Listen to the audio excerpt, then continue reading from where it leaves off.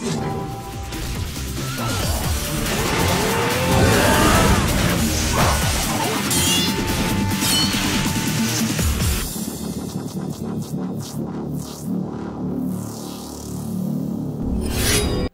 up Sega fans, Dan the Mega Driver, one half of the Sega Guys here, and today we're going to talk about Like a Dragon Ishin. Now, as someone who's primarily played on Xbox ever since Sega exited the hardware space, I know what it feels like to miss out on the Yakuza series, but the thing is, even if the PlayStation was your main platform, fans in the West had reasons to feel hard done by when the Yakuza spin-off Ishin actually remained a Japanese exclusive. Now, however, as the universally branded Like a Dragon series reaches its 18th birthday, have a drink on me, Kiryu mate, things have finally come full circle as Ishin is now available in the West on PlayStation, Xbox and PC, gloriously remastered using Unreal Engine 4. Has it been worth the wait? Let's find out. The Yakuza series has gained a reputation for having a story that skits between hard-hitting grime drama and slapstick hijinks with ease. Ishin is a little different and it feels far grander. It's set in 19th century Bakumatsu period in Japan, where there's class-based struggles and politics. Even though the period is chaotic, it's distinctly different to modern day Yakuza games. It's less gritty and grimy, there's more of an honourable feel about it. So the story centres around Sakamoto Ryoma. He's a Japanese historical figure for the period and he becomes embroiled in the political struggles. And without giving too much away, there's definitely some trademark Yakuza tragedy, revenge and all that sort of lovely business. So it's a different setting, but many of the same story beats still feature, but with a much more historical and political backdrop. It's definitely not earth-shattering stuff, but very entertaining, and the historic Japanese setting is extremely compelling. What's more, all the major characters are familiar faces. They all play different characters and historical figures, but you do spot the likes of Majima, Saejima and Akiyama, with so many more during your adventure, which is a really lovely touch, I think. Graphics are, for the most part, pretty decent. Most pleasing to me are the highly detailed textures which really bring the look of Ishin closer to modern titles. Not everything is retextured in the remaster, but the few things that are really do stand out and they do look a bit stunning. Also great is the frame rate. Well, at least on Series X where I was playing it, there's not a hint of slowdown and I went through some really densely packed areas. The movement and the animation does betray its PS3 roots though. This is a game that does show its age occasionally. It's certainly not as impressive as Yakuza 6 or Kiwami 2, which makes you question the decision to go with Unreal Engine 4. The switch to Unreal also does bring some very mild level of detail pop in, which is the only other blemish visually. That said, it is just a remaster, it's not a full-fledged remake here, and it's much better than the Yakuza 3, 4 or 5 remasters, so it's pretty decent. There's not much to complain about at all really, aside from those minor niggles.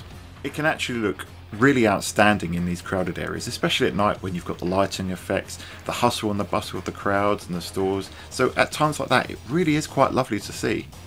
While a modern full rebuild would have been absolutely amazing, for something that is actually quite a niche title, that would have been quite an expensive proposition, so in reality this is probably the best compromise, and without too many complaints, I'm quite happy with the graphics and the art style, and I think they look really good. Now, this being a Sega game, you just know that the sound and music is going to be top. There's a beautiful orchestral score which really does tie in with the setting and the era, but it is all mixed with the usual guitar riffs and the funk that you would expect from the mainline Yakuza entries. This is complemented by great voice work from an established cast. If you've grown to love the work of the mainline Yakuza games, you're going to be well catered for here. And aside from the soundtrack and the voice work, this spin-off uses all the same sound effects that you'll know and love from the main games. Again, it's not groundbreaking stuff, but what it does do, it does absolutely splendidly. When it comes to gameplay, as is the series tradition, Ishin mixes open world exploration and storytelling with combat, both by random encounters and by story-driven battles. It's the combat that probably deserves the most focus, especially as this is a remake from the PS3 era, and as such, It's combat in the real-time sense, because it came before the move to a turn-based system in Yakuza Like A Dragon or Yakuza 7.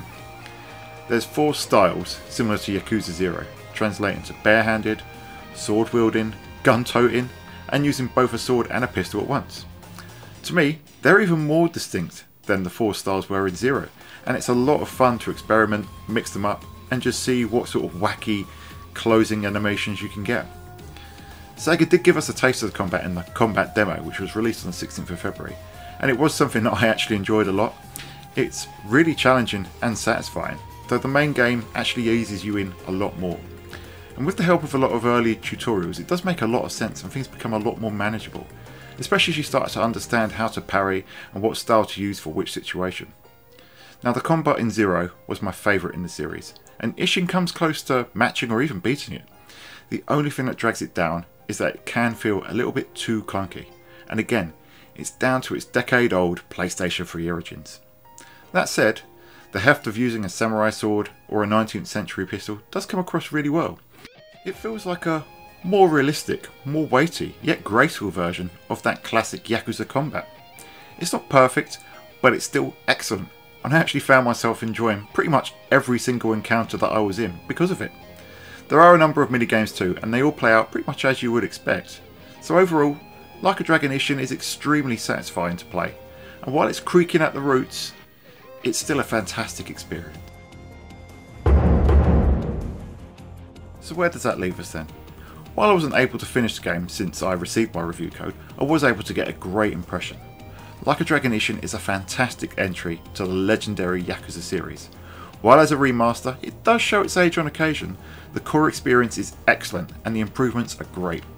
Fans of the franchise will be well served with this one, while anyone with an interest in Japanese history should certainly check it out too. It's an absolutely fantastic game, and hopefully that means that we see more down the line. One day, maybe that means Kenzan as well? Come on Sega, you know it makes sense. But that's all for now. I do hope that you enjoyed this short video review of Like A Dragon Ishin, and maybe it's influenced you to pick the game up. Please like and subscribe, and leave a comment below. We'd love to hear your feedback.